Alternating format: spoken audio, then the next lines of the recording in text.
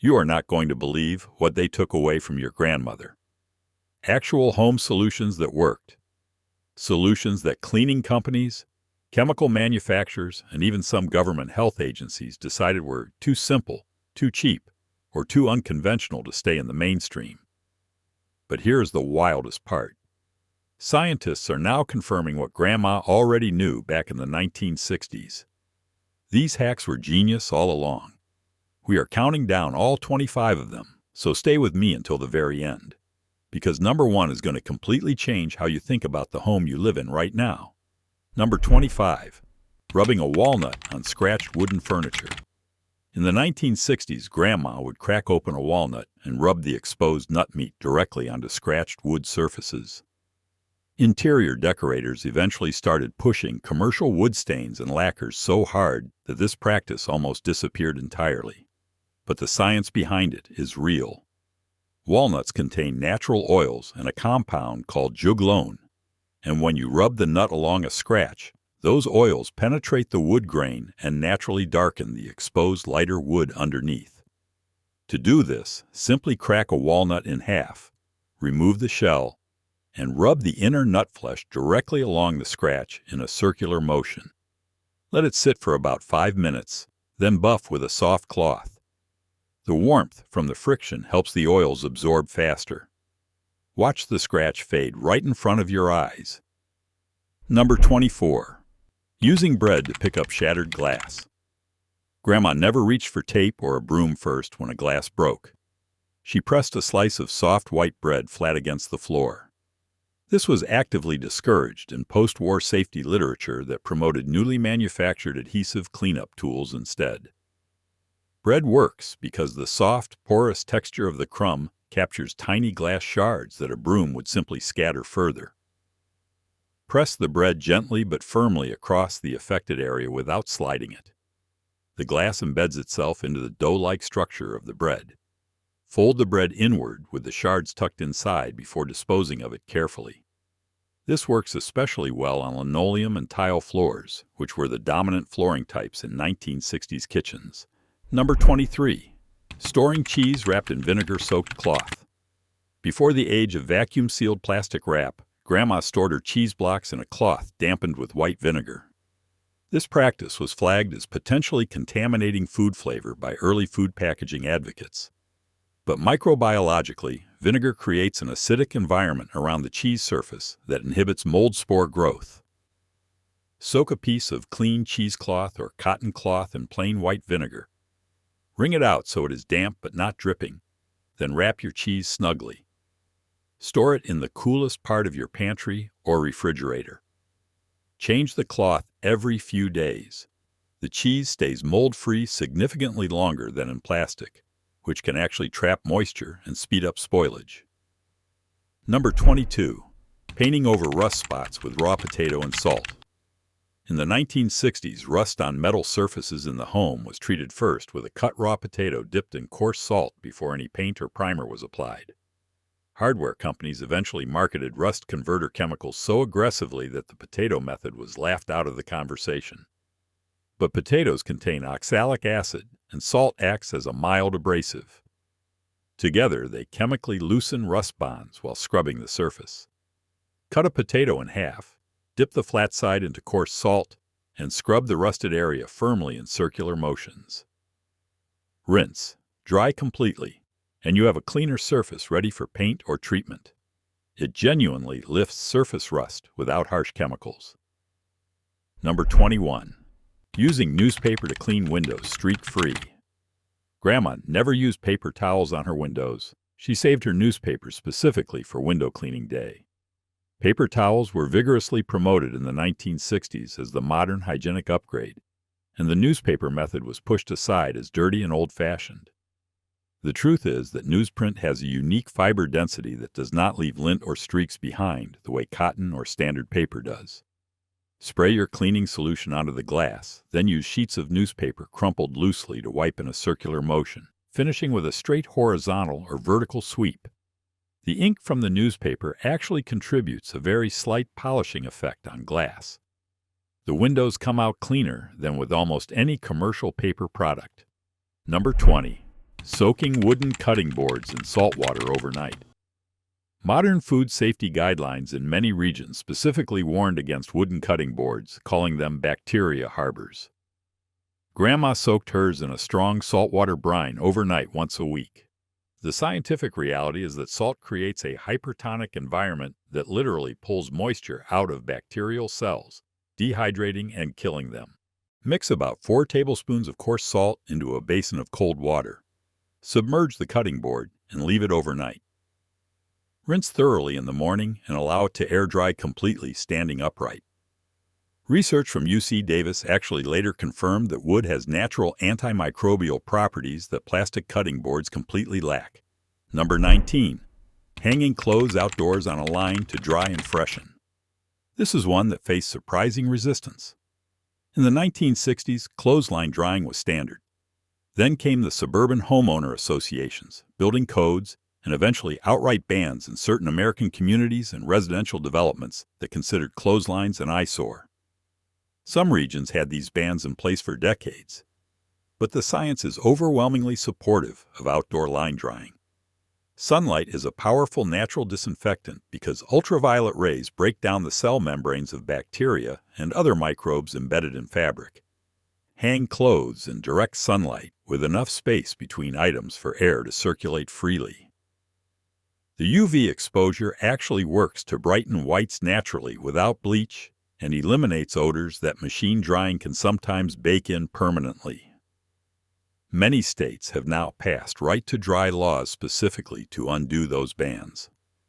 Number 18. Placing your mattress outside in direct sunlight. This one was heavily discouraged by health agencies in the latter half of the 20th century who worried about outdoor contamination, dust, pollen, and allergens getting onto the bedding surface. In reality, Grandma was doing something profoundly effective. Drag your mattress outside on a low-humidity sunny day and let it sit for 3 to 4 hours in direct sunlight, flipping it halfway through to expose both sides. Sunlight at UV wavelengths penetrates the surface layers of the mattress and destroys dust mites along with the mold spores and bacteria that accumulate deep inside over months of use. Heat and ultraviolet radiation together reduce the dust mite population dramatically. Dust mites are one of the leading triggers of household allergies and asthma. Grandma did not have fancy mattress cleaning sprays because she did not need them. The sun did everything. Number 17. Using baking soda paste on bee stings and insect bites. Long before antihistamine creams were marketed in every pharmacy, Grandma mixed baking soda with just enough water to form a thick paste and pressed it directly onto bee stings and insect bites. Medical professionals in the late 1960s began redirecting people toward pharmaceutical treatments, and this simple method was categorized as unscientific folk remedy. But bee venom is acidic in nature, and baking soda is alkaline. The paste neutralizes the acid in the venom, reducing the chemical cause of the burning and swelling at the site. Mix a teaspoon of baking soda with a few drops of water until it forms a thick paste. Press it onto the affected area and cover loosely with a cloth for 15 to 20 minutes. The relief is real, measurable, and chemistry-based. Number 16. Adding a piece of bread to brown sugar to keep it soft. Anyone who baked in the 1960s knew that storing brown sugar with a slice of fresh bread prevented it from hardening into a rock-solid block. Food science literature eventually promoted specialized clay discs and sealed moisture containers instead, dismissing the bread trick as inconsistent. But the bread works because it is rich in moisture that slowly releases into the dry sugar environment. Brown sugar hardens when it loses moisture, and the bread continuously replenishes that moisture through passive evaporation. Place a single slice of fresh bread into your airtight sugar container. Within a few hours, the sugar softens noticeably. Replace the bread every week or whenever it feels dry to the touch. Number 15. Cleaning drains with baking soda and vinegar. Before the era of chemical drain cleaners containing sulfuric acid and sodium hydroxide, Grandma poured baking soda down a slow drain followed immediately by white vinegar. The chemical industry worked hard to make this seem primitive once Drano and similar products hit shelves in the mid-20th century. What actually happens is a vigorous acid-base reaction that creates pressurized carbon dioxide bubbles, and those bubbles physically dislodge soft organic buildup, like grease, hair product residue, and food particles from the pipe walls. Pour 1 full cup of baking soda directly into the drain first, then immediately follow with 1 cup of white vinegar. Cover the drain opening to force the reaction downward, rather than letting it bubble up and out. Wait 15 minutes, then flush with boiling water. Number 14. Using a raw onion to absorb paint fumes. When Grandma repainted a room, she cut several onions in half and placed them around the freshly painted space. This was mocked extensively by the paint industry and dismissed as an old wives' tale with zero basis in chemistry. In fact, sulfur compounds naturally present in onions react with the volatile organic compounds released by paint as it cures. The onion absorbs and neutralizes a measurable portion of those harmful airborne chemicals. Cut large onions in half and place them cut side up in bowls around the freshly painted room. Leave them overnight. The onions will smell strongly in the morning, having done their work. The room will be noticeably cleaner smelling and safer to occupy sooner than without this method. Number 13. Rubbing castor oil into dry and cracking leather. Leather shoes, belts, and furniture in the 1960s home were maintained with castor oil before commercial leather conditioners became the marketed standard. Consumer product companies pushed lanolin-based and synthetic conditioners as more scientifically advanced, relegating castor oil to obscurity. Castor oil is rich in ricinoleic acid, which has exceptional moisture retention properties and can penetrate leather's natural fibrous structure more deeply than many commercial conditioners. Apply a small amount of castor oil to a soft cloth and rub it into dry leather using slow circular motions. Allow it to absorb for 30 minutes before buffing off the excess. The leather becomes visibly more supple and its lifespan extends significantly. Number 12. Keeping a small dish of baking soda in the refrigerator. This practice was so widespread in the 1960s that it was almost universal in American households. But somewhere in the 1980s and 1990s, appliance manufacturers began designing refrigerators with built-in odor control systems, and the baking soda method got labeled as a placebo. It is not. Baking soda, chemically sodium bicarbonate, is amphoteric, meaning it reacts with both acidic and alkaline odor molecules. Most refrigerator odors come from acidic food breakdown products, and the baking soda neutralizes them at the molecular level. Place an open box or a small bowl filled with fresh baking soda on a middle shelf. Replace it every 30 days for best results. Number 11. Polishing silver with toothpaste. Grandma never bought silver polish. She used plain white toothpaste and a soft cloth to bring tarnished silverware back to brilliance. Jewelry cleaning companies eventually won the marketing war on this one. Silver tarnish is chemically silver sulfide, a dark compound that forms when silver reacts with sulfur in the air. White toothpaste contains mild abrasives like calcium carbonate that gently abrade the tarnish layer away without scratching the underlying silver, while its slightly alkaline paste formula helps lift the sulfide compounds chemically. Apply a small amount of plain white toothpaste directly to the silver piece. Rub with a soft cloth in gentle circular motions, then rinse thoroughly with warm water and dry completely.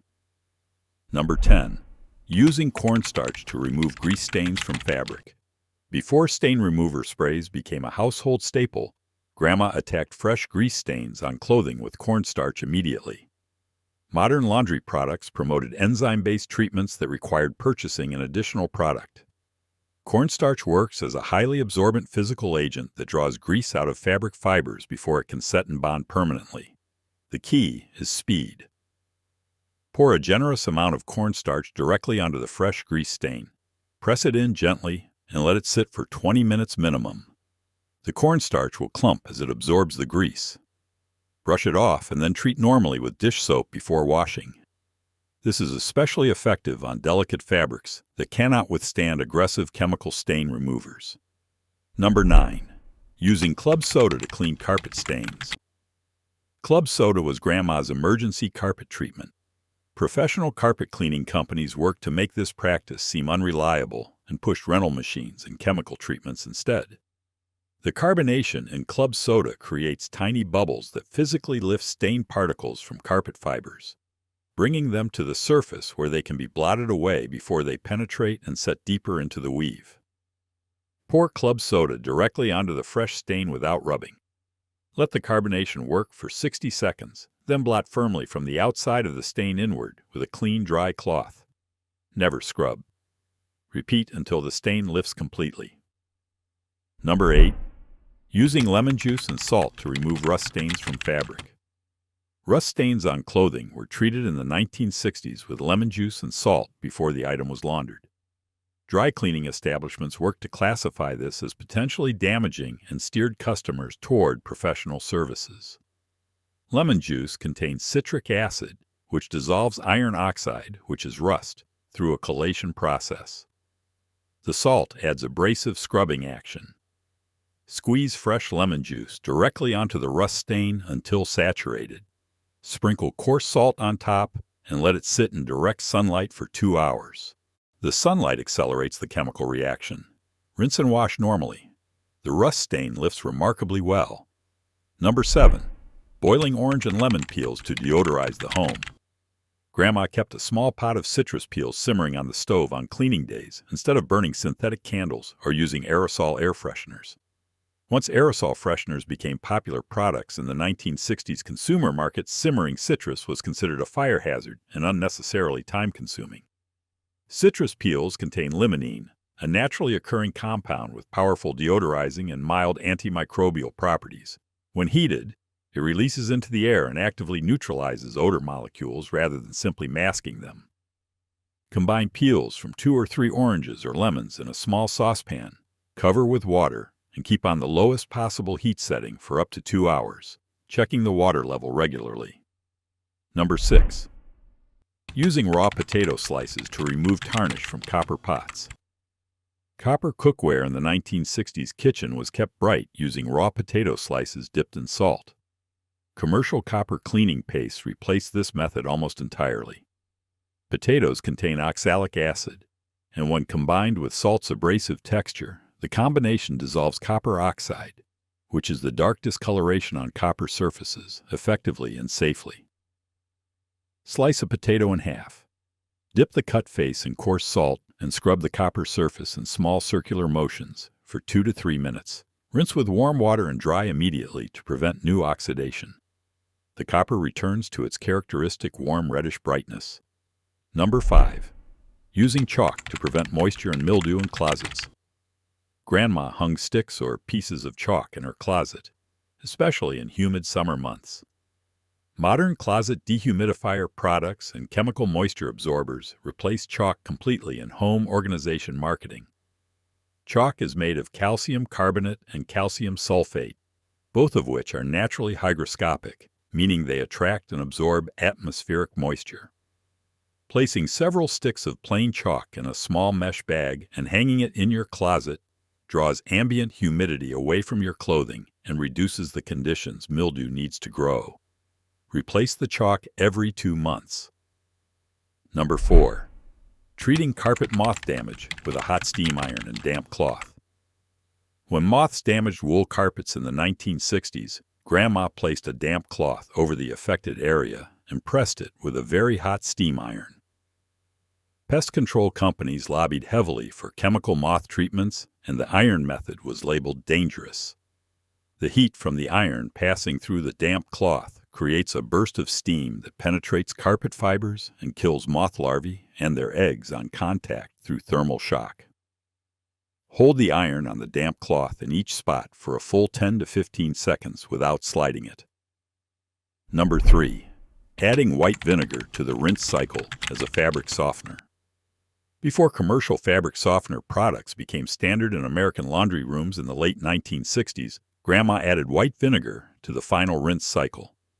Chemical fabric softener manufacturers worked hard to position vinegar rinsing as leaving a smell on clothes and being ineffective.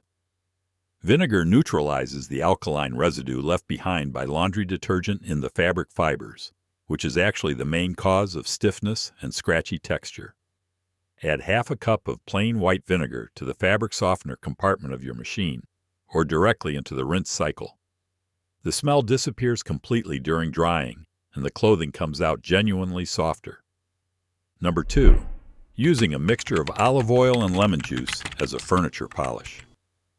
Before the aerosol furniture polish industry established itself firmly in the 1960s marketplace, Grandma polished her wooden furniture with a mixture she mixed herself using olive oil and fresh lemon juice. Furniture manufacturers and Polish companies worked together to push these simple alternatives out of credibility by claiming they would damage wood finishes. In reality, olive oil conditions the wood and prevents drying and cracking, while lemon juice dissolves the grime and residue that builds up on wood surfaces. Mix 2 parts olive oil to 1 part fresh lemon juice. Apply sparingly with a soft cloth using circular motions. Then buff off the excess with a second clean, dry cloth. The result is a deep natural luster that no aerosol can replicate. And here we are at number 1. The single most suppressed and subsequently vindicated home hack that your grandmother used and that made complete and total scientific sense all along. Sleeping with your bedroom window open at night for air circulation. This sounds so simple that it barely registers as a hack. But in the 1970s, building codes and then HVAC industry lobbying created sealed home environments as the standard of modern comfort and health. Grandma always cracked the window open at night, and health agencies for decades said the outside air introduced pollutants, allergens, and pathogens into the sleeping environment. Here is what we now know. Indoor air in a sealed bedroom accumulates carbon dioxide, volatile organic compounds from furniture and bedding, and elevated moisture from breath throughout the night. Studies now confirm that sleeping in rooms with slightly elevated carbon dioxide actually reduces sleep quality and cognitive performance the following day. Opening your window even slightly creates passive cross-ventilation that keeps carbon dioxide levels lower, maintains the cooler sleeping temperature that promotes deeper sleep cycles, and reduces the accumulation of airborne particulates from indoor sources. Grandma slept with the window open and woke up sharper. Science finally caught up to her. She was right about all of it.